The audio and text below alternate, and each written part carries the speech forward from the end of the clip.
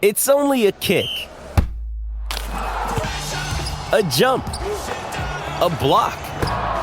It's only a serve. It's only a tackle, a run. It's only for the fans. After all, it's only pressure. You got this. Adidas. With threats to our nation waiting around every corner, adaptability is more important than ever. When conditions change without notice, quick strategic thinking is crucial. And with obstacles consistently impending, determination is essential in overcoming them. It's this willingness, decisiveness, and resilience that sets Marines apart. With our fighting spirit, we don't just fight battles, we win them. Marines are the constant our nation counts on to fight the unknown. And through adaptable problem solving, we do just that. Learn more at Marines.com. Welcome to the College Football Playoff Show, where college football playoff contenders earn the right to be discussed and where the playoff never ends. Now, here are your hosts, Doug Lesmerises and Shehan Jeyarajah. Hey guys, welcome again to the College Football Playoff Show. It's Doug and Shehan. This week, should Georgia join the college football playoff discussion? We do it every week. We invite a team, we discuss them, then we vote. I get a vote. Shehan gets a vote. Our tech subscribers get a vote. Should this team permanently join the discussion, and up until they might get kicked out during the regular season? Then the second half, we take all the contenders that we have and we rank them in a specific part of college football. This week, defense. Overall defense. And again, the contenders we have so far. We started off with Alabama, Clemson, Ohio State, and Oklahoma. We added Texas A&M. We added Iowa State. We tried to add USC, and they got the boot. Didn't make it in. This week, Georgia, we start off with the pro and con, 1-minute argument why a team should or shouldn't be invited. It's a privilege. Shehan, you and I don't just spend our time. We don't waste time. We are very busy people. You must earn the right to come out of our, the words of our mouths and have things that are said about you. So you are arguing, yes, Georgia should join our college football playoff discussion on the College Football Playoff Show. Why, Counselor Shehan? Over the past several years, there have been only a handful of teams that have recruited at a super elite level. Alabama, Ohio State, and Georgia's one of those teams. Now, they haven't gotten over the top because they play in the SEC and they play against Alabama, but we talk so much in college football about quarterbacks. Well, it's time. Georgia finally has their quarterback in JT Daniels. They have a dynamic offense that really started to find its sea legs at the end of last season, and they've got the consistent defense to match. They've been consistently one of the best defenses in college football over the past 5 years. Everything is about to come together, and it doesn't hurt that those top three teams that we always talk about, Alabama, Clemson, Ohio State, all replacing very key contributors. Georgia, this is their moment. They're going to be playing in the college football playoff this year. So, Shehan, on the other side of things, I like it. I like it when you're basing your argument on recruiting rankings, because I know you don't even believe what you're saying. I know you don't really think it. You're like, well, I guess they have a lot of 5 stars, even though they haven't ever really done anything with them. Now, that's not fair. They've done something with them, but do they belong here?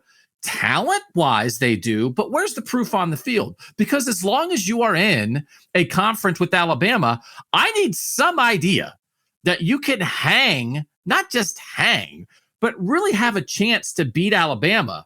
Otherwise, you're just a pretender. You're just in the shadows, right? You're just setting yourself up to reach the SEC championship game, lose, and then not make it. And we've seen that show before. So, Shehan, I don't know that people want to get out ahead of this anymore. I think people have been out ahead of Georgia, waiting for Georgia to catch up to expectations. But there have been 2 teams that have dominated college football in this era. Georgia is opening the season with one, and for their sake, hopefully, right, concluding their season with the other in the SEC championship game against Alabama. You've got to win at least one and maybe both of those games to be in the playoff. So, I'm not so sure that we want to spend our time talking about a team that is playing the 2 dominant powers for a right to get into this thing and has not shown us anything really other than recruiting rankings in the 7-year era of the playoff. Those are our opening statements. Now we're going to dive in deeper on Georgia and figure out, was one of us lying? And again, we don't always, the structure of the podcast opens maybe with a lie. But again, I mean, we let people lie all the time. We're lying for ratings. That's a good reason. That's a great reason to lie. No, we don't say anything on this podcast we don't believe, except in that 1-minute opening, because we want to establish the parameters, Shehan, of people who would think those things. What's case number 1 and what's case number 2? And I do think those are the 2 cases with Georgia. Are they not? We did kind of lay out what the deal is with these guys. I think that people who have listened to the show the last couple of weeks are probably amused because we kind of gave the opposite arguments of probably what we would have normally given. Me going with the stars thing, you going with the schedule, prove it on the field thing. But seriously, I mean, I think that those are the arguments, right? They have a clear, we're going to talk about roadblocks, right? They have a clear roadblock and they have clear advantages. I think that maybe as much as any team that's not in that top 4 group, they're obvious to us. We know what we're going to get, and we're hoping to maybe get a little bit more. And this might be the year that they do it. So I have 2 theories about Georgia as they relate to trying to evaluate them. One is on the defensive side of the ball, and one is on the offensive side of the ball. And we will, you know what? Like I said, I don't want to hide the theories. Let's just get to it right off the top, because we're still trying to suck people in. It's like 5 minutes in. Do I like this show? Here are my 2 theories. Okay. One is the ghost of Justin Fields. And we know that Georgia needs quarterback play, right? If they're going to do this. And for the last 2 years, every Saturday, they could do what they do, and their fans could watch what Georgia does, and then they could go check on how the guy they had and lost was doing at Ohio State. They wouldn't have him anymore. He's in the NFL. Good people are saying good things at Chicago Bears camp, but the shadow, the ghost, is gone, because no matter what Georgia did, Justin Fields wasn't going to be on their team this year. And now this is the first time where what actually happened might work to their advantage, because they had Justin Fields. They lost him. If they would have kept him for the last 2 years, he would have gone to the NFL. They would have been in the exact same spot that Ohio State, Clemson, and Alabama are in right now, which is like breaking in a highly rated high school recruit who's never played before, because they just would have lost Justin Fields. Instead, they are playing JT Daniels, who's played the last month last year, was a real dude at USC, looks like a real dude, and suddenly, for the first time, one of the great losses in Georgia football is to their advantage. I think there's something psychological to that, and there's the on-field thing of, I think JT Daniels is one of the better quarterbacks among the contenders. That's one thing. The second theory relates to their defense. I got stats because I stayed up till 4 a.m. looking stuff up for the show. Is it because I'm dedicated, or is it because I'm a procrastinator?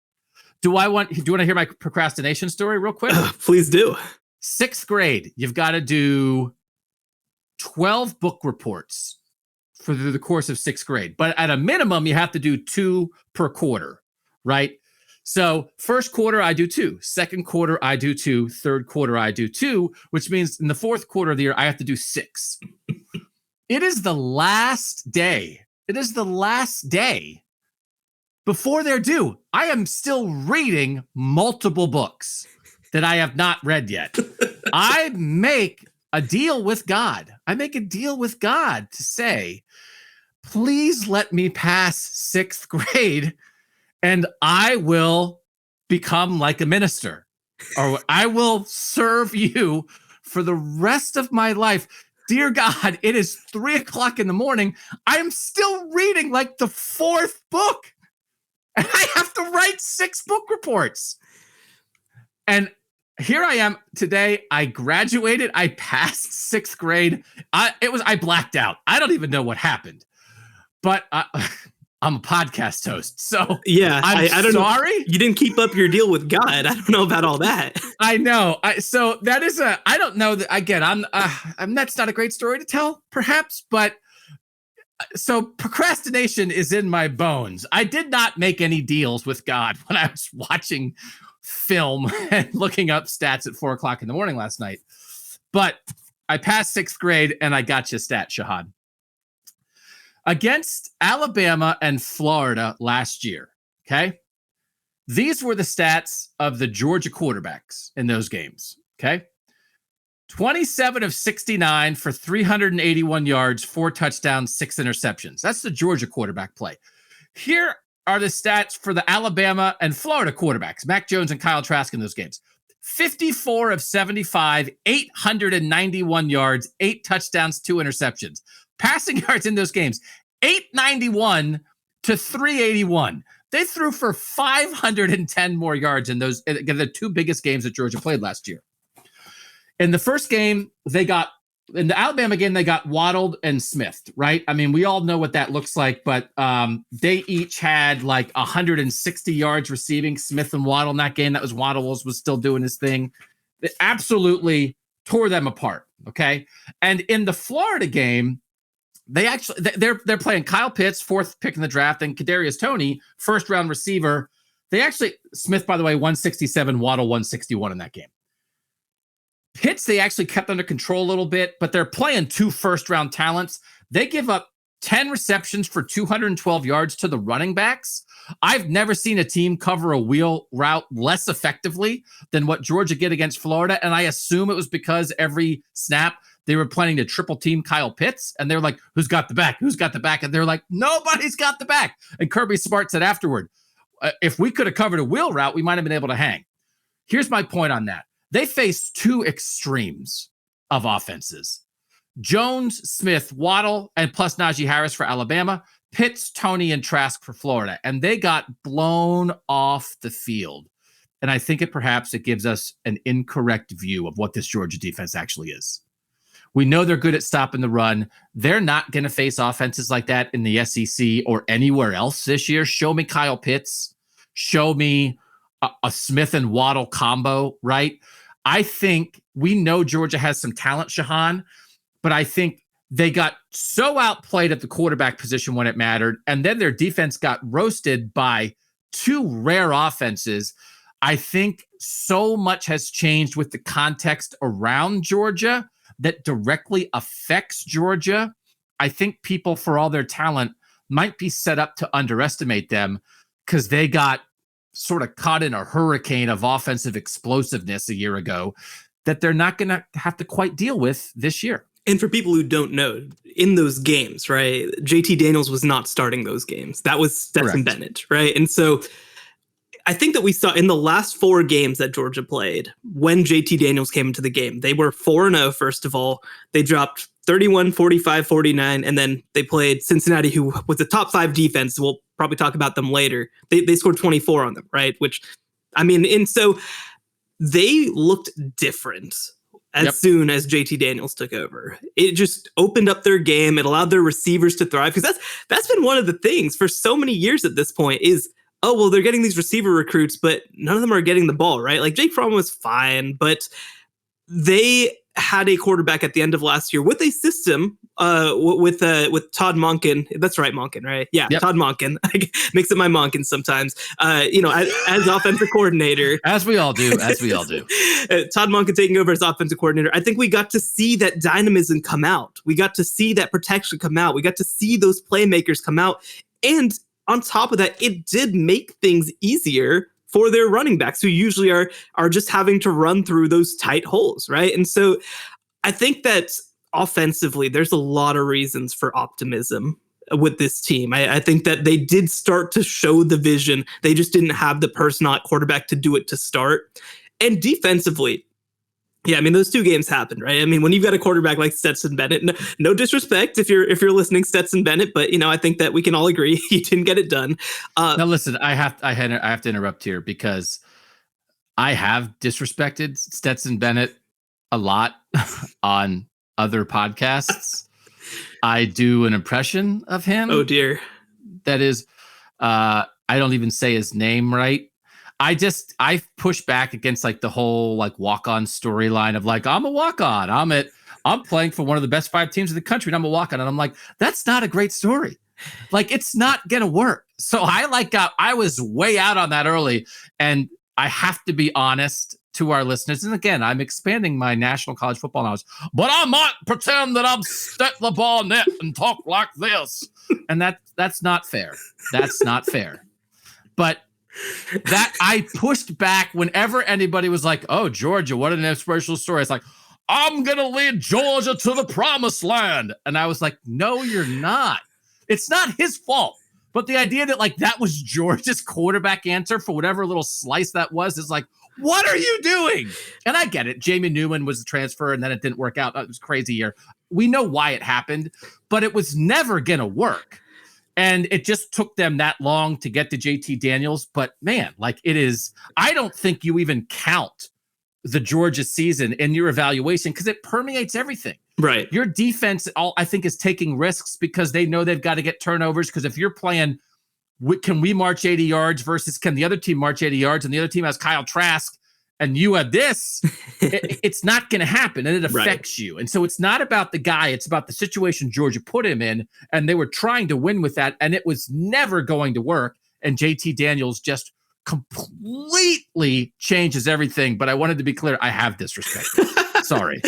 Well, and I think that something that a lot of people do when it comes to looking at teams is that they are lazy and they're just like, well, just, once they get once you get Trevor Lawrence, everything's going to change. Once you get, whoever. But like, this is truly a situation where you have been waiting. You have been looking. Because again, Jake Fromm was very much a game manager and that was enough for a time. But then if you get a guy like JT Daniels who really can take the top off of your offense, who can raise the ceiling of your offense, I think it changes your team. And defensively, we talk about Alabama defensively, we talk about Clemson defensively. Georgia has been as good defensively year over year over year as any team in the country. You cannot run the ball against them. The big thing that I think you need to worry about is that they are replacing 2 cornerbacks, but they kind of address that by adding Tyke Smith, who's one of the best slot corners in the country from West Virginia, and then by adding the kid from Clemson who was a starter. And so you have Darion Kendrick, right? Yes, Darion Kendrick. That's right. And so you've got some options there. You also have a former top 5 national recruit who's going to be competing for a starting job there. Like, there are pieces everywhere on this team. I think that you look at every position and you feel okay about it. Now, again, it's going to come down to whether that quarterback position can be not just okay, but can be dynamic in terms of whether they can compete for a national championship. But this, in a lot of ways, I think is the team that Kirby Smart has been waiting for. You look at the recruiting rankings, and we're always going to look at them some. Number 1 class in 2018, that's the 4th-year guys. Number 2 class in 2019, that's the 2nd-year guys. That's the 3rd-year guys, right? So your 4th-year guys and your 3rd-year guys, you're as good as anybody. And they lost a lot on defense by Bill Connolly's, I think, returning production metric for ESPN among defenses. They are 126th in the country in returning defensive production, but they have a lot of dudes ready to fill in. And so let's get to our first thing. The categories we kind of look at teams. Can they compete for a national title? Like, are they not only a playoff contender, which is what we're concerned with? If the answer is no, you can't compete for a national title. It doesn't mean you can't be in the discussion, but it helps frames it. I mean, yes, I think they can, right? Because the talent level is so there. The skill guys are there. The George Pickens injury is big. Tore his ACL in the spring, coming back. Kirby Smart at SEC Media Days said he's working his way back. Like, it sounds like they're trying to be hopeful. I don't know that you can count on much of anything. I mean, just with an injury like that, is that maybe going to be more like a playoff surprise or something, or really late in the year? That guy's one of the best receivers in the country, and that hurts. But they have a lot of skill at the skill position, so it doesn't completely ruin them. So I just think, like, can they win the national title? I mean, Shehan, they have as much talent as anybody. They have as much talent as any team in the country, including Bama. So yeah, if it's just a matter of pulling it together, but sure, they could win the national title, in my opinion. I can put it concisely. The criticism of Kirby Smart is that after all these years, he has still not won the ultimate prize. if you are a program that is in that position, and if you are a coach who's consistently in that position, that means that not only can you win the national championship, it's fair to ask, should you win the national championship? Yeah, like this is all that's left. And like you said, it feels like maybe it's building to this, right? That this is like once they got Daniels in, and that was a little bit of a sideways road to make that happen. It feels like this is what it's targeted toward. And again, it helps them that the context is they have a more experienced quarterback than anybody else that they're competing with for a title other than Spencer Rattler in Oklahoma. So that's really in their favor. The second thing we talk about is what's their big roadblock. And I mean, it's the same. Is it not the same roadblock we talked about for Texas A&M, which is like, what do you do with the greatest program and the greatest coach in college football when you've got to play them? Probably. Now, Texas A&M has to play them because they're on the regular season schedule. Georgia's looking at an SEC championship game, and maybe Texas A&M beats Alabama, and the SEC championship game is Georgia and Texas A&M, and Georgia doesn't have to deal with it, which actually might even be appropriate. That it's not that you don't back into anything in the SEC, but like if Georgia somehow wins the national title without ever having to play Bama, I think Bama would be like, oh, ho, ho, ho, you may have won a national title, but you still can't beat us. But that looms, does it not? Clemson in week 1, Alabama potentially at the end. That's the roadblock, isn't it? Absolutely. I mean, you mentioned it at the top, but you might have to win both those games to know for certain that you're going to play in the college football playoff. Now, if you go 12-1 and you lose in the SEC title game, but you beat Clemson, right? That's going to still put you in a good position to be in. But yeah, I mean, you mentioned having to potentially beat the greatest coach in the history of college football to win the SEC. Well, you're going to have to beat a top 20 all-time coach to start the year, in Dabo Swinney. He's going to be in that conversation when his career is over. Like, these are the two signature programs in college football over the last decade, right?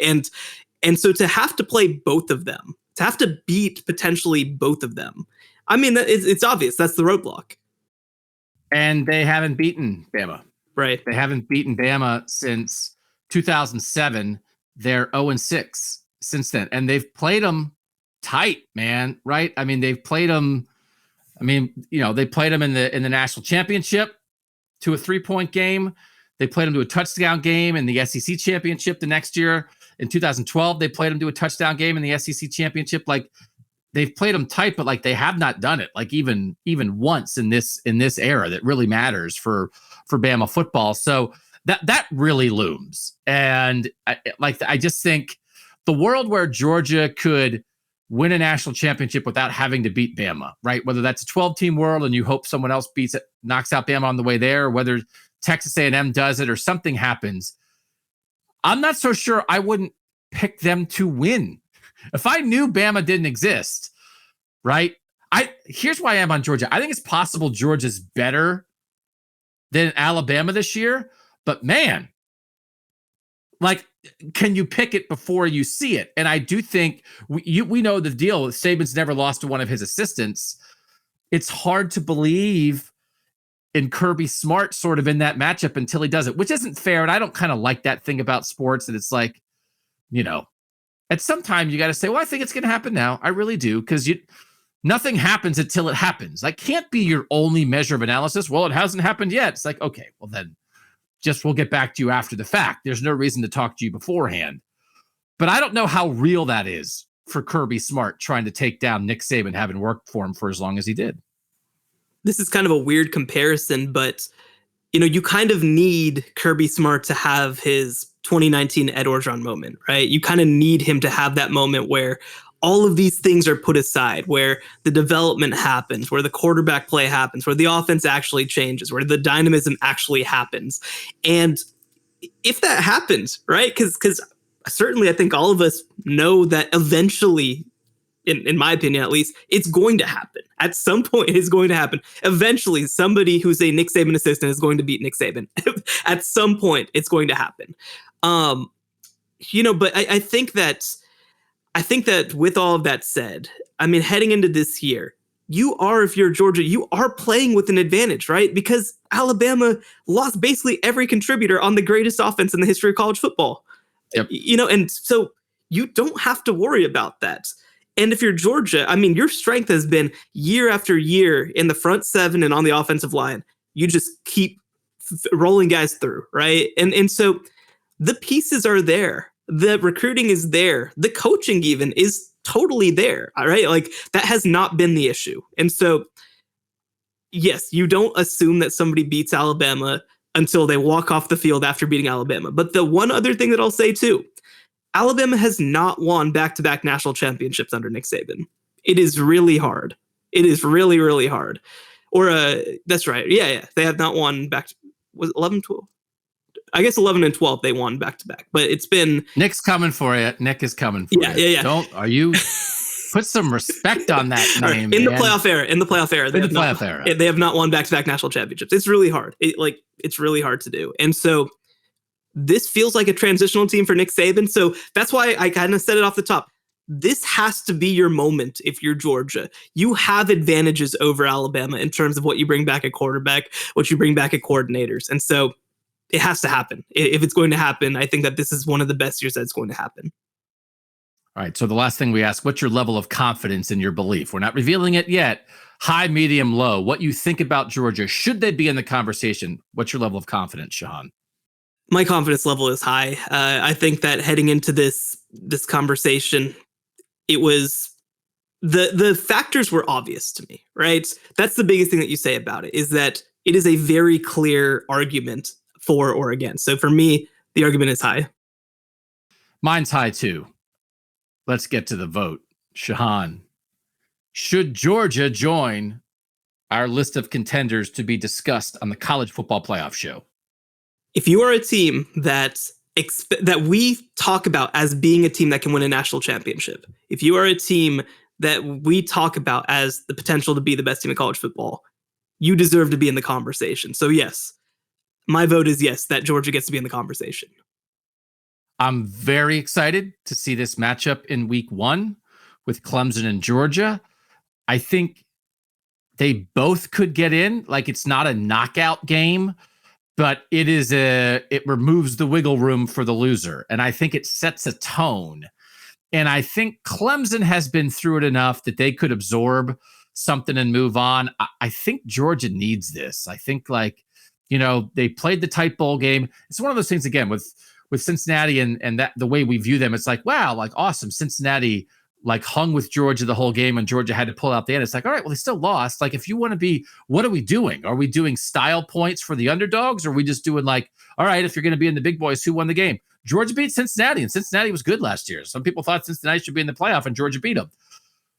Yes, Georgia should be in. It feels like their year. The quarterback situation, I have a little wrinkle that I want to talk about when we get to the defense. But I will tell you, our texters, Shehan, and we'd like to get more texters voting on this. I think we could have gotten maybe 1 million people voting. We don't have 1 million voters yet. Unanimous. Unanimous. Yes. Not a single person said, no, don't talk about Georgia. And I think it's because they're practically in the default group. Right, as we talked about earlier, they're practically in that default group. They're barely not, but they're clearly at the top of the pack of the next group, and all the talent is there. So, Georgia, welcome to the College Football Playoff Show discussion. We have now grown our pack. We added Texas A&M. We added Iowa State. Now we've added Georgia to those big 4. That means we have 7 teams to rank. That's where we are. I argued fake. It's like, oh no, Doug's gonna say, don't put Georgia in. I mean, if we all knew it, right? I tried to fake it. I can lie, but there's really no argument against it. And now, a little bonus: we're going to talk a little more Georgia football with someone who knows the Dogs very well on the College Football Playoff Show. Happy to be joined on the College Football Playoff Show by Brandon Adams, the host of Dog Nation Daily. That's daily. That's talking Georgia Bulldogs all the time. So if you're listening to this podcast for national context, but you think, I'd like to know more about Georgia because I think they're going to be good, Dog Nation Daily is the place to go. We're going to get a little more Georgia expertise. Shehan, what do you have for Brandon? To start things off, obviously George Pickens suffering an injury. What's kind of the state of that wide receiver room right now? And also, how does Eric Gilbert kind of factor into that? Well, on paper, this is probably the deepest wide receiver core that Kirby Smart's had since he's been coached since 2016, even with the George Pickens injury. And that's also probably before you get to Eric Gilbert and what his involvement's going to be there as well.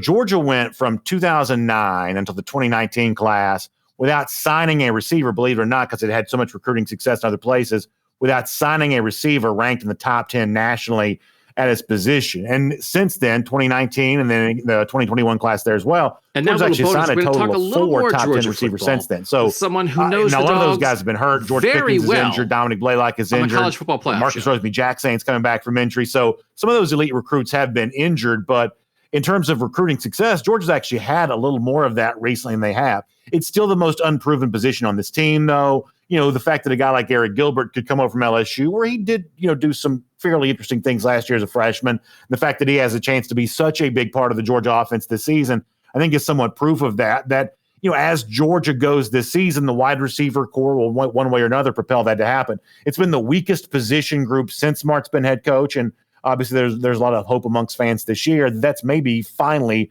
going to change, but obviously it's very, very hard to be as good as Oklahoma or Ohio State, Alabama, the best programs in the country from receiving standpoint. It's just going to still be very difficult for Georgia to match as prolific as some of those offenses have been. Brandon, from afar, it feels like this is an opportunity for Georgia.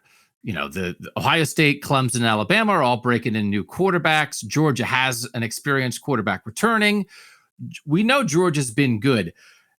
Is the fan base viewing it like that? Does this feel different? The expectations, what people are thinking about here in August, is it different than the last several years? Or is it pretty similar of like, Georgia's going to be good and we'll see what happens? Or do people think like this is Georgia's year? I think there's some apprehensiveness a bit, if I'm using that word correctly, in that, look, Georgia has been so commonly predicted near the top of the SEC, but also just below Alabama. There's a lot of, predictions, once again, that kind of have Georgia in that spot. In the comparison to Alabama, which is the most common one because that's the team in the SEC, the last 3 times Georgia's played Alabama, Georgia's had the lead at the half, seemingly been close to winning the game, but ultimately it kind of fizzles out in the second half. Even the national championship game in 2017 and the SEC championship in 2018, games that Georgia, for the most part, played pretty well in, they didn't score any points in either of the second halves of those 2 games, and that's a reason why that lead slipped away. And obviously what happened last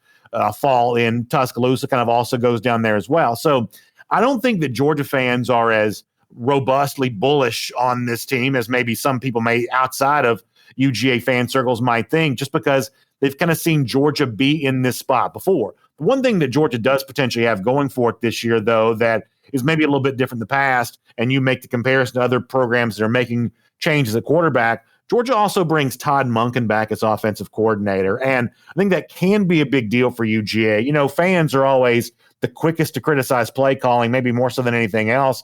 And last season, even in an imperfect year for the Georgia offense, I don't think you saw a lot of fan criticism of Monken. I think for the most part, folks thought Monken was calling a pretty good game, just maybe not always with the offensive pieces that he needed to make that successful. So if you're thinking about the possibility of a really good year for JT Daniels, I think one of the things that you think about in concert with that is the fact that Todd Monken comes back and has a chance to be the best coordinator that Kirby Smart has had at UGA. And if you're wanting to be as optimistic as possible with the Georgia offense, I think you probably zero in on Monken maybe as quickly as you do anything.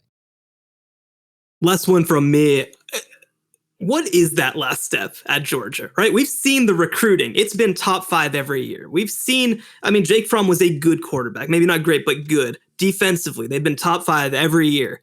What is it? What is that last step that we need to see? Well, the one thing that I will bring up as far as Georgia having been close and not getting there, a lot of people look at that as Kirby Smart maybe being a little stubborn, that he's been slow to evolve the way the rest of the sport has. But if you look at how close they came in 2017 and 2018, if you care about like analytics at all, in 2016, Kirby Smart's first year, Georgia was 69th in the country, ESPN offensive FPI.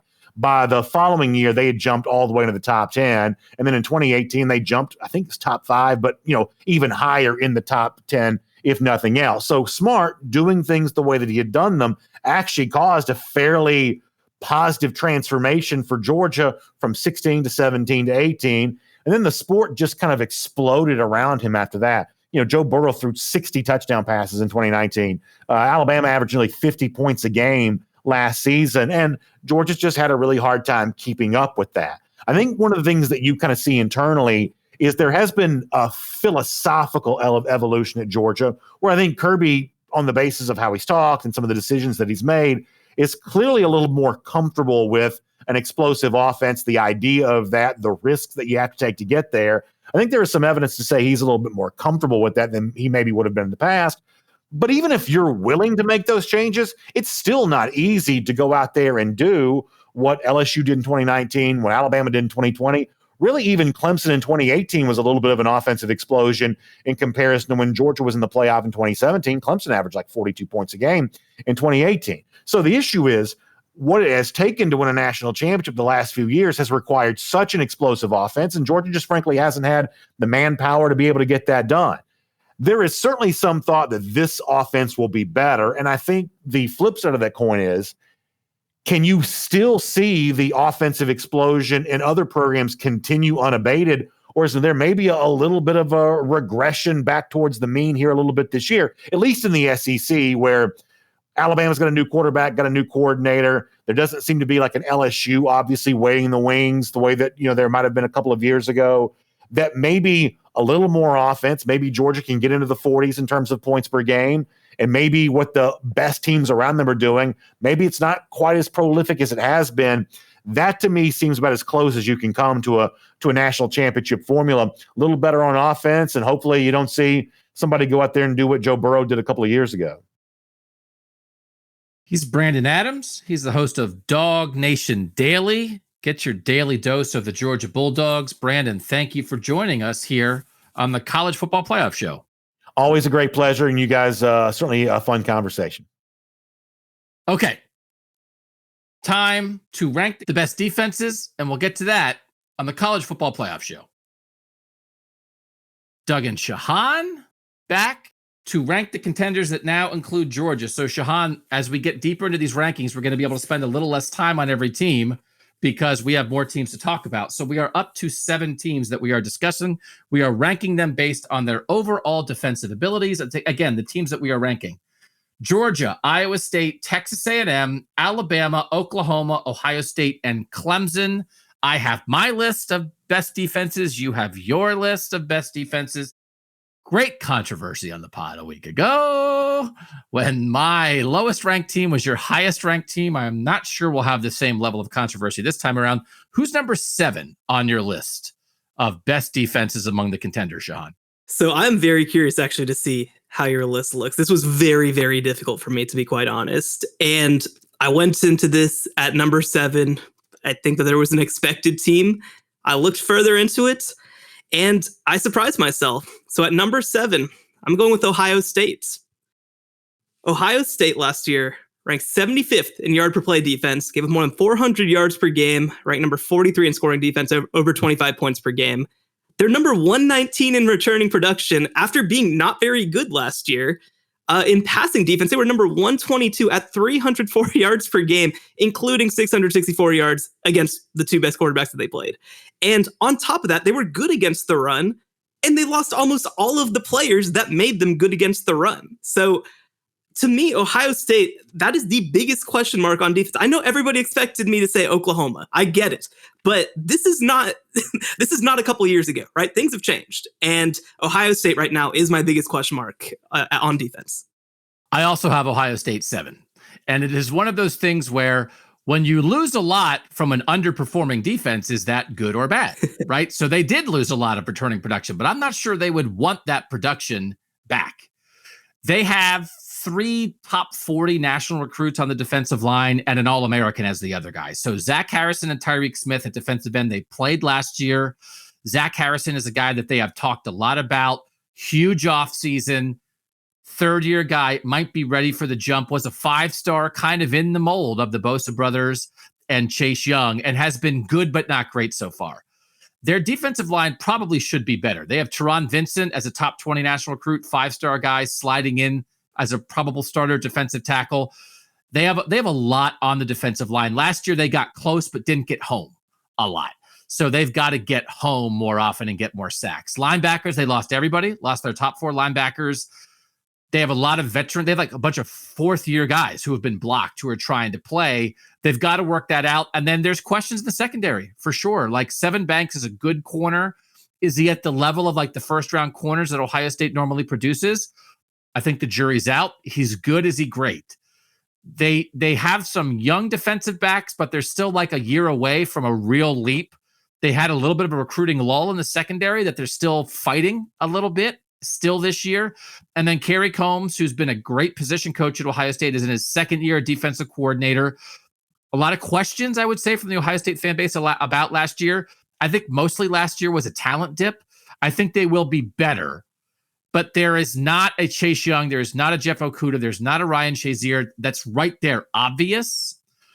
So I think you have to put him 7th. And I don't think they'll be number 1 on this list of defenses for playoff contenders by the end of the year, but they could be middle of the pack for sure. Like they have a lot of good guys. They have more big time recruits than some of these other teams. They just haven't done it yet. So I completely agree with Ohio State 7th. Who you got 6th? The team that I think everybody expected us to say first, Oklahoma. So I want to be clear about what this unit is, right? Because I think that I glanced at the Apple podcast comments and somebody was like, why? I love the show, but why do you think Oklahoma's defense is good? Why is the bar so low for them? Well, I just do want to look at what they were, right? They were the number 29 total defense in college football. They were number 26 in yards per play, ahead of Texas A&M and Iowa State, and more than half a yard per play ahead of Ohio State. In the bowl game, listen, Kyle Trask was without many of his best weapons, but they gave him absolute hell. The only game that he didn't throw multiple touchdowns in. And he had 3 interceptions, and he didn't have more than 1 in a game the rest of the year. They are very good at getting after the quarterback. Nick Bonito is a name that you're going to want to know. He's an All-America type. And they're getting a lot better on that back end. So I get it. Oklahoma has years and years of negative defensive reputation that they're trying to get past, but they are a much improved defense. They were top 30 unit last year. I think with improvement in the Big 12, they could fall a little below that top 30 mark in total defense, but this is still a very dynamic unit and one that I think is starting to become, close to a plus when you look at this playoff conversation after being a huge negative after all these years. No Kyle Pitts against Florida, which mattered a lot. Of course. Which is, that was a kind of, the Oklahoma defense did show up there. Kyle Trask, as we said, Kyle Trask destroyed Georgia last year and threw 3 picks against Oklahoma. And it's like, hey, context has to be taken into account there. We all know that. Up front, they're really good, right? I mean, Nick Bonito's going to get after the passer. Isaiah Thomas and Perion Winfrey are both first team all Big 12 picks on the defensive line. Jalen Redmond opted out last year. They have a great defensive tackle pairing with Redmond and Winfrey. That's real. And I believe in their front. Phil Steele, I can't recommend Phil Steele enough. His preseason magazine, go buy it if you haven't, has Oklahoma with the 3rd best secondary, and I'm not sure why. I don't know who you believe in for sure in the Oklahoma secondary, and that's where my questions are. And that's sort of like, again, top tier kind of questions are if they face great quarterbacks when it matters, are they going to be able to do that? I almost ranked them 5th. And I will tease and say I have Iowa State 5th. But I did like a head-to-head comparison of Oklahoma versus Iowa State and how their defenses played the 2 times that Iowa State and Oklahoma played last year. By the way, if you start digging in too much to Iowa State and Oklahoma and their head-to-head battles last year, you will put Iowa State in the playoff ahead of Oklahoma, which again is like I'm digging in more and more on this stuff. Brock Purdy in that second game just threw 3 horrible picks for Iowa State that Oklahoma didn't do anything to deserve. They didn't force anything. Horrible picks by Brock Purdy. Iowa State outgained them in both games, and Oklahoma was really helped by like the return game in those games. Like they lost, Iowa State won one and then got down 17-0 and 24-7 in the other and came back and probably should have won the second one. And to me, there were some holes in that Oklahoma defense, like when Iowa State's trying to come back in that game. So I was down to Iowa State or Oklahoma. I like Oklahoma. I think it's possible like Ohio State could pass Oklahoma. right? I think Ohio State has some more guys. Oklahoma has good players. Ohio State has some more guys. If they all hit, I think they can move past Oklahoma. I think Oklahoma is better than their reputation, is pretty good. I don't think they have a chance to be great, right? And so I think it's a credit to them that I almost put them 5th on this list, but I think in the end, it's probably going to be harder at the end of the year for them to be any higher than 6th or 7th, just based on the talent that these other defenses have. But pretty decent. I don't think the defense is at a level, even though they're 6th on this list, Shehan, I don't think Oklahoma's defense will absolutely stop Oklahoma from winning the national title. Is that a fair way to put it? Definitely. I think that's the biggest thing, right? I mean, you do have to grade these units in terms of their impact on a curve, right? Like the reason that Oklahoma's in this conversation and why I think that they could be one of the favorites to win a national title is because the defense is good enough. Like it's a good unit and they're dynamic and they turn the ball over and they get after the quarterback. But their offense is also just so good that it allows them to be okay with just being pretty good. And I think that they would certainly take pretty good. There are teams on this list that need to be carried by their defense this year. Definitely. And Oklahoma is absolutely not that. Oklahoma's got the best quarterback. They probably have the best offensive line. They have great skill guys, and the defense just has to be good enough. So like if you're, I hope the main thing about this podcast, Shehan, is I hope that like, if you're a fan of one team, you get the context of other teams. That like, we're not going to be as expert on Oklahoma as an Oklahoma podcast. So if you're an Oklahoma listener, you know more about Oklahoma, right? But maybe you don't know how they stack up. And so I think that the idea is like, they're 6th, but it's fine. Yeah. Some would say they have the best running backs in this group. Who knows? I don't know. I don't remember who would say that. I can't remember that. So yes, they're going to be an offense heavy. He had Oklahoma 1st in running backs. I had Oklahoma 6th. They're going to be an offense carried team, but the defense is probably good enough. 5th, Shehan, who I have Iowa State 5th. Who do you have 5th? I saw a big gap between those last two teams and everybody else. I did not have Oklahoma particularly close to any of those teams. I had Ohio State way behind all those teams. And I actually had Texas A&M 5th. Now, this is a top 15 type unit, right? All these units ahead, I think, are legit elite units. The thing with Texas A&M, they have a tremendous front 7. DeMarvin Leal is that dude on the defensive line. He's going to be an All-American. He's going to be potentially a first-round NFL draft pick. And the other thing, too, is that they have a nice mix on the defensive line of young players who are great, because you have McKinley Jackson is going to be a guy at defensive tackle who they're really high on and think that he can replace Bobby Brown. And they've got some old guys in Jaden Peavy and Michael Clemens who are back for 5th years of eligibility. On the back end is a little more where my questions are. Miles Jones is back for a 6th year of eligibility, and he's pretty good. I think he can be better than what he's been. Jalen Jones could be a star in the making. He's a former 5-star type, and he has played like it early in his career. Damani Richardson was hurt last year at safety, so there is a path certainly where that unit becomes good. But that was my question mark. I think that they are going to be elite on the front end. I think they're going to be elite at stopping the run. I'm curious if they can go from kind of fine to good defending the pass. That's going to be my big question about them. And for me, when I look at, you mentioned you have Iowa State 5th, of course, that's kind of the difference to me is I feel like I know that the floor is going to be a lot higher defending the pass for Iowa State than it is for Texas A&M. This is developing between us.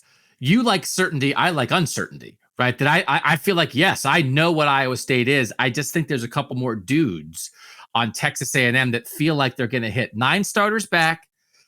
SP Plus defensive ranking heading into this year from Bill Connolly at ESPN. Texas A&M 8th in the country.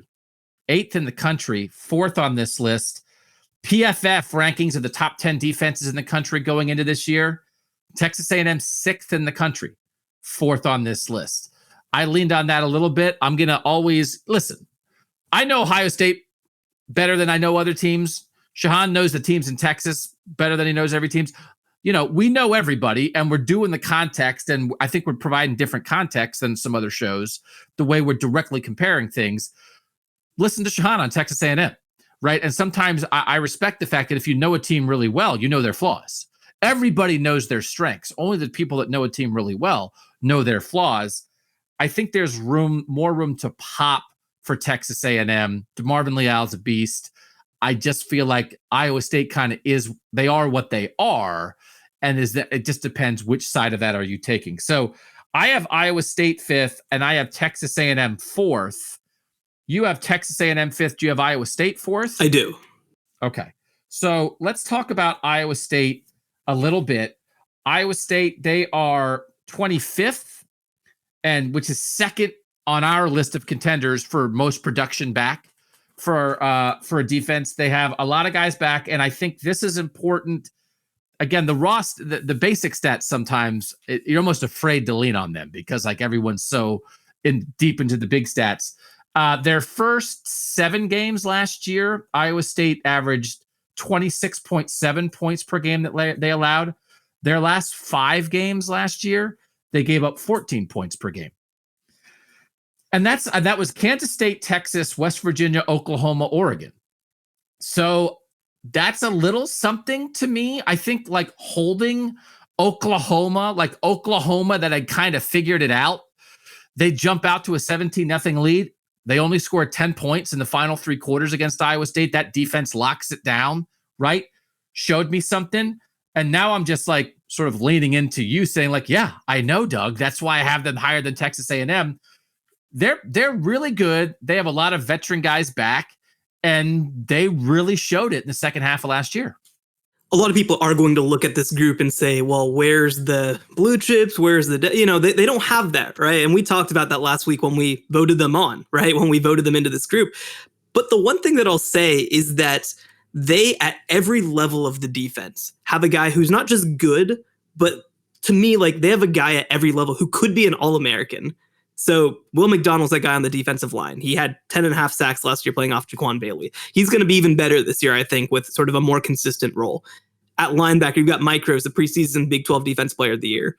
And then on the back end, you've got Greg Eisworth II, who we talked a little bit about last week, who's the first 3-time all first team Big 12 player in the history of Iowa State. So like any one of these guys, in my opinion, could be an All-American. So we're not just talking about like, some guy. I don't know if they're going to be NFL players. That doesn't really matter to me. But like, these are not just guys who are nice for Iowa State. These are guys who are that good, that are first team all Big 12, All-America types, Big 12 Defensive Player of the Year. And you have one at every level. That is the thing that I like. And around them, they've got a lot of production back as well. I mean, they have some guys at linebacker that I really like. That really allows them to play versatile. That's a big part of it, is that their defense, because they do play with an odd man front most of the time, having linebackers that can kind of do a little bit of everything, I think is a big deal. And we got to see that at the end of the year. And you mentioned those teams. These are teams that have talent advantages, right? Texas, Oklahoma, and Oregon. These are teams that recruit at a top 10 level. So the idea that, they're just going to get awestruck by having to play against good receivers, like they do that. That's something that they already have to do. Now, I'm not saying that it's enough to get them to beat Alabama, but this is not a unit that's just going to get exposed once they actually play talent. Their best games, or several of their best games, were playing against elite talent. And so for me, I just look at this defense and I see no holes. There are other defenses that I have ahead of them that maybe have a hole or two, and I just like maybe the upside of some of the units better. But this unit is the one on this list that I'm like, there is not a weakness on this defense. And I'm curious to see how they kind of deploy it, especially with, like you mentioned, I mean, so many of these guys back. I think it's 12 of the top 15 tacklers are back for Iowa State. So you are getting development on top of how good last year's defense was. I thought Ohio State was kind of clearly 7. I thought these 3 teams were fairly close in the way I ranked them. Texas A&M, Iowa State, Oklahoma, and then these top 3 to me are just in a different world. Is that a fair way to tier this? I think so. To some degree? I think so, yeah. Yes. So so the 3 teams that are left are Alabama, Clemson, and Georgia. Who do you have third, Shehan? This was very difficult because, like you mentioned, I mean, these are all 3 potentially elite defensive units, but I went with Georgia. So they had the best per play defense out of these groups by a lot. By quite a bit. And now they do lose a lot, like you mentioned. But one thing that Georgia's done really well is that they have, and it's because obviously they've recruited well. They have depth to and the other thing too is that they really, the way that they attack offenses, especially in their front seven, it is with numbers, right? It's not relying on a guy. It's not just waiting for one guy to create all the production, right? Like we see that in some defense. Like I think a couple years ago, like you mentioned with Chase Young, right? Like Chase Young, a lot of the defensive line production was based off of playing off of a great player. Well, with Georgia, it's always like coming at them from different angles. It's scheming them up correctly. It's attacking with linebackers. It's attacking with defensive linemen. So for me, I'm less worried about that because they have a lot of guys who have played and contributed and gotten after the passer. The big question with them is on the back end. They lose their 2 starting cornerbacks to the NFL draft and try to address it. Like we mentioned, Darion Kendrick coming in from Clemson, Tyke Smith going to be a great slot corner for them. And then Kelee Ringo was a top 5 player in the nation and played really well in his first season. So they've got guys, but I think that for me, they do lose more than most of those other top 3 defenses. And so that was certainly a contributing factor for me. But this is going to be an elite unit. And certainly if they compete for a national championship, this unit being this good is going to be a big part of the reason why. I also had them 3rd. I think they could be 1 by the end of the year. They lost so much. It's hard. Like their pass defense was kind of an issue last year, and their 2 corners went in the first round and the first pick in the second round. It's kind of like, what was the deal there, right? But again, you watch some of the stuff, they're getting killed by backs. They're getting killed by tight ends. It's not, guys are getting, every now and then they get pitzed or they get waddled or whatever. There's some blown coverages, right? It's more about like, man, I think you've got the dudes. One thing that I'm trying to figure out how it takes into account, Will Muschamp is with them as an analyst now. And Will Muschamp, I think, has proven once and for all, he's not a head coach. But Will Muschamp, like, is a good defensive mind. And you catch, this is like a Bama kind of move. You catch a guy like that on a rebound, he's making $300,000 to watch film, right? I think he can help them. Dan Lanning, their defensive coordinator, people like him, they upped him to 1.7 this year to keep him from going to Texas. I think, and Kirby's a defensive guy. So I think they have the guys. You look, so they have Jordan Davis on the defensive line is a mountain. Unbelievable. There are not many defensive tackles like that. Could have gone to the NFL, stayed 6'6", 330. Unbelievable. You said Tyke Smith, such a big addition from West Virginia on the back end. Again, they're Darion Kendrick. They got a lot out of the portal. And we didn't talk about Eric Gilbert when we talked about Georgia the first time around. One of the best, maybe the best skill guy in the portal. You look in the portal, they got like 3 of the 10 best portal moves were for Georgia. But defensively, they have, most of these guys are projected as starters. These are their probable 4 linebackers. Number 19 recruit in the country, number 31 recruit in the country, number 1 recruit in the country, number 18 recruit in the country. They're going to have 8 like top 40 recruits in their classes on the field at the same time on defense. And like, one of them who's not is Jordan Davis, who's like the biggest defensive tackle I've ever seen. And one of them, and the other guys are like all ACC players who transferred in. The talent is oozing. It's oozing. And if it comes together, a guy like Nolan Smith, who was the number 1 recruit in the class of 2019, the number 1 overall guy, he's been fine. He hasn't been great. He's not their best guy. But like if he pops, right, they have a bunch of guys that if this hits, if it pops, it's going to be the best defense in the country, I think. You just can't go there now because there's too many questions. But there's all that potential. And for all the things that Georgia has not been, what they typically have been in the Kirby Smart era is a pretty darn good defensive team, especially stopping the run. So I just think they can't be lower than 3rd, but I definitely thought about putting them even higher. There just wasn't quite enough certainty even for me. And that just speaks, I think, to how good these top 2 defenses are, that we're having a conversation about putting Georgia 3rd on defense on like any list. So who's your 2? My 2 is Alabama. They did lose Patrick Surtain and Christian Barmore, but on the back end, I mean, Josh Jobe, Malachi Moore, Jordan Battle, I mean, that is freakish. That is probably the best threesome of secondary players that there is in college football. At linebacker, they did lose production, so they just went and got Tennessee's standout linebacker, Henry To'o, right? Like, they were just like, what if we just added one of the best linebackers in college football just cause.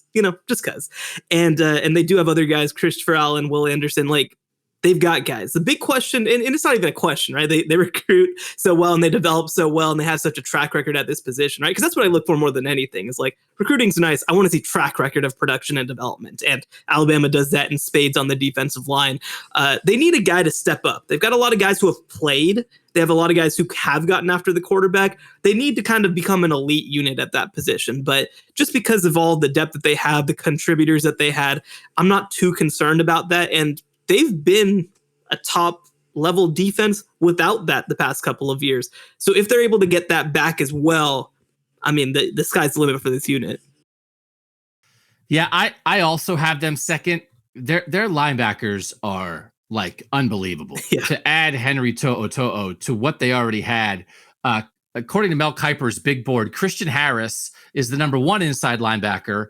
Henry To'o is the number 4 inside linebacker. And then Will Anderson was the FWAA freshman of the year last year. and like, that's who you're putting on the field at linebacker.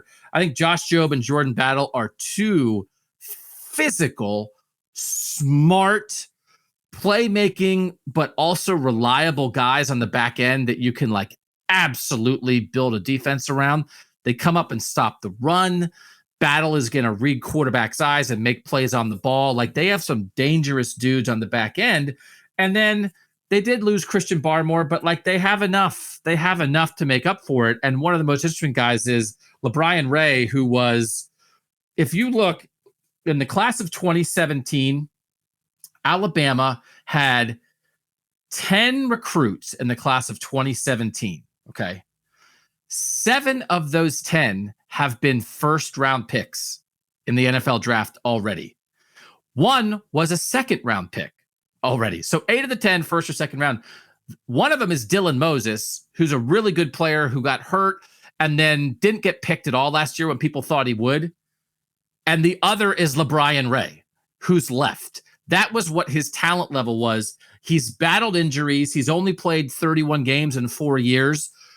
But he's like a 5-star 5th-year guy, just sort of waiting for a chance, and like Saban's into him, right? It's one of those things that a place like Alabama, you're running guys through all the time, 3 years and out, 3 years and out, 3 years and out. Like a guy like that, like if he hits, which he very well might, if he's healthy for the first time, had foot injuries early, had an elbow injury last year. Like it's like, oh, who's your how you happen to replace Barmore there? It's like, we got this 5th-year 5-star guy who's never been healthy. But if he is healthy, might be the best defensive lineman in the country. It's like, cool. Good luck, Nick. Like, that's just what Bama does. They did lose some guys. Again, Surtain, you don't duplicate him.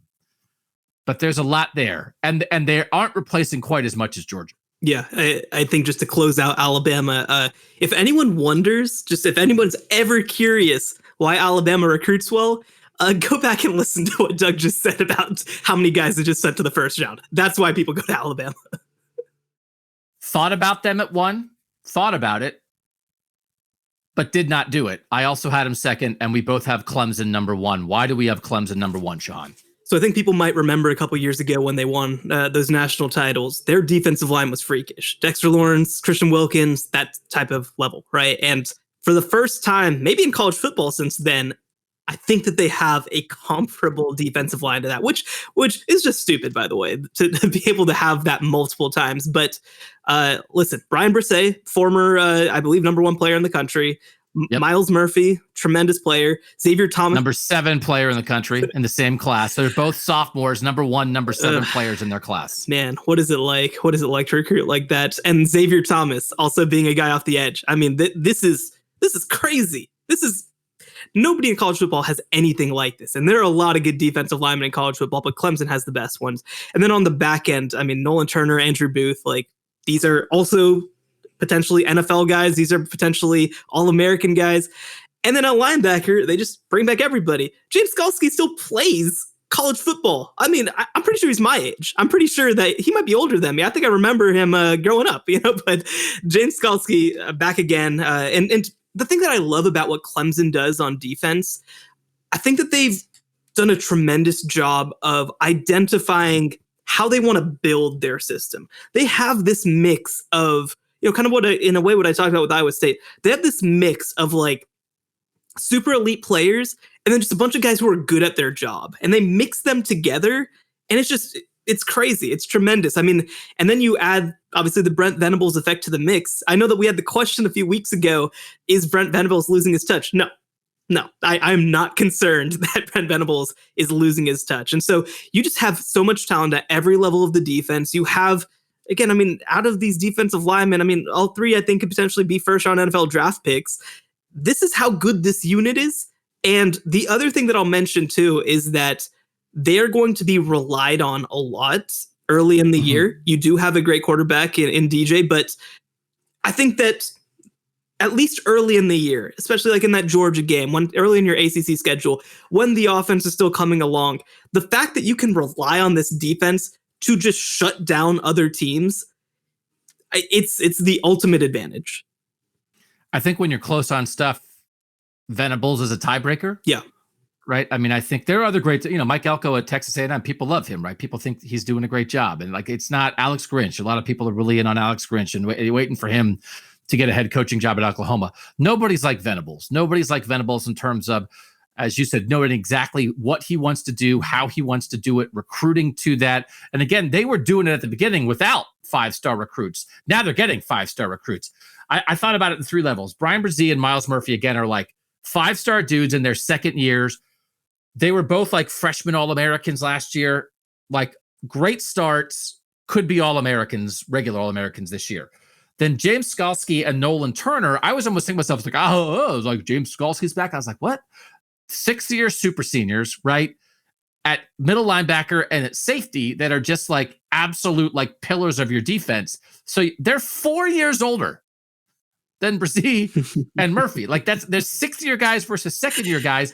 And then two guys you mentioned, Tyler Davis at defensive tackle, Andrew Booth at corner. They're both third-year guys. Booth is Mel Kiper's number 3 cornerback on his big board. Davis is the number 4 defensive tackle on Kiper's big board. So those are more like normal guys, right? Those are like third-year guys that are just supposed to be good. So they got the superstar young guys. They've got the oldest guys that are in college football, and then they've got the normal guys. They just had, those are 6 dudes. They're all first team, all ACC. They had 6 players on first team, all ACC defense. It's those 6 guys, and it covers every base. It covers all 3 levels of the defense. It covers young and explosive and old and reliable and everything in between. And it is just a defense that is set up for excellence this year. And again, I think there are teams that can, Georgia at its best, Bama at its best, but man, you said there are some teams that have some holes, right? Clemson seems to have it all covered defensively. Let's do this. Let's wrap up our rankings. Not a lot of disagreement. We're not going to disagree for fake. We're just going to disagree for real when we do it. We didn't really do it much this week. We both had Clemson number 1 on the list of best defenses among the contenders. Both had Bama 2. Both had Georgia 3. Little bit of a disagreement only on 4 and 5. Shehan went Iowa State, Texas A&M. I went Texas A&M, Iowa State. We both had Oklahoma 6. We both had Ohio State 7. I'm a little surprised. No, I'm not surprised. I thought there was enough. I thought the top 3 were close enough, Shehan, that we might disagree, but you agreed with me. Good job. Smart decision to do the same thing I did. No, I just think there it's a coin flip. And almost everybody in the country, PFF, those are the top 3 defenses in the country coming into the year. Most people that you talk to, that's who they are. That's who like the best defenses in the country are. Cincinnati's good, right? There's some other defenses that might slip in there, but these are people who know how to play defense and have the talent to do it. All right, we're going to wrap up with our personal question of the day. I don't know what Shehan has planned. We'll do that next on the College Football Playoff Show. Doug Lesmerises, Shehan Jeyarajah, 817-442-6789. Shehan, we'd like to ask each other questions so the people can learn about us as we learn about each other. What you got? So, growing up, who was a player that you loved to hate? Who was a player that I loved to hate? Probably Larry Bird, because again, I grew up in Pennsylvania. I was a Sixers fan. The Sixers and the Celtics had great playoff series in the 80s. The Celtics won them more often than not. A big Andrew Toney guy, the Boston Strangler. Love that dude. Was a big deal when the Sixers got over the top in 83. But Larry Bird, man, I'll tell you what. If Larry Bird's your guy, great. If Larry Bird is not your guy, that guy was like a cocky SOB. Like the whole thing about he just plays a game left-handed for the heck of it. Like he just drops a three-pointer in your face and tells you about it. Like, not cool, Larry. Not cool. So, and always in your way. Just like we talk about, like with when there's a team that's always in another team's way, Boston was always in the way of the Philadelphia 76ers. So take that, Larry. How about you? My answer is actually very similar. So I'm a Chicago Bulls fan. It's a long story. Short of it is, I guess I was born in Chicago, even though I grew up completely in Texas, and I did not want to be a Dallas sports fan because I hated the Cowboys. But all that to say, LeBron James just ruined our freaking life. I think that it was like 5 out of like 7 years he knocked us out of the playoffs, and it was just because it's one of those things, right? Because you look at those Cleveland teams back in the day, and it's just like these teams aren't that good, but LeBron is just so good. He's just so much better than everybody else. And he went to the Heat, did it there, went back to Cleveland, did it there. It was so frustrating. Now, I will say I have totally come around on LeBron as I've gotten older. Like I'm a big fan now. And you know, especially now that he's getting up there, I feel like I can appreciate greatness now in a way that obviously when you're growing up and, you know, when you're watching your team lose to him, you can't as much. But oh man, he ruined so many of my days, man. So many of my days. Sports hate is a sign of respect. Yes, absolutely. Right. That is like, it's not, you know, I don't think we're hurting the feelings. No. Of LeBron James and Larry Bird by saying this. It's like, good. They're glad that we hate them because they beat the teams that we cared about. All right. That's the college football playoff show. Get subscribed. If you're listening and you're not subscribed, like get to hit the subscribe button, right? On Spotify or Google Podcasts or Apple Podcasts. 4.9 out of 5 on the Apple podcast reviews. Again, we just got to get people to try it. So again, if you like it, it's like, hey, tell your friend, hey, there's this new podcast with Shehan Jeyarajah and some old guy. Listen to it. They do kind of something that not everybody breaks it down the same way. It's a little, you know, a little light, a little snappy. Help us. Please help us. Give us money on the texts and then be our personal PR agents. We're putting it on you. If you're going to ride with us, we want you. Ride with us, but we're going to ask a lot. We're going to ask you to do surveys. We're going to ask you to help inform our conversation. That's how we do it. This is not you don't just get to bop in and like you're with us. We want you with us. Let's do this. Let's get through this college football season together. 817-442-6789 is the number. Send a text there. Get signed up. Get subscribed. We will be back next week with another Q&A episode, with another episode discussing should a team get into the playoff mix or not, and camps are a starting. So we're going to start gathering even more information as teams get out on the practice field. For Shehan Jeyarajah, I'm Doug Lesmerises. Thanks to you guys for listening. That was the College Football Playoff Show.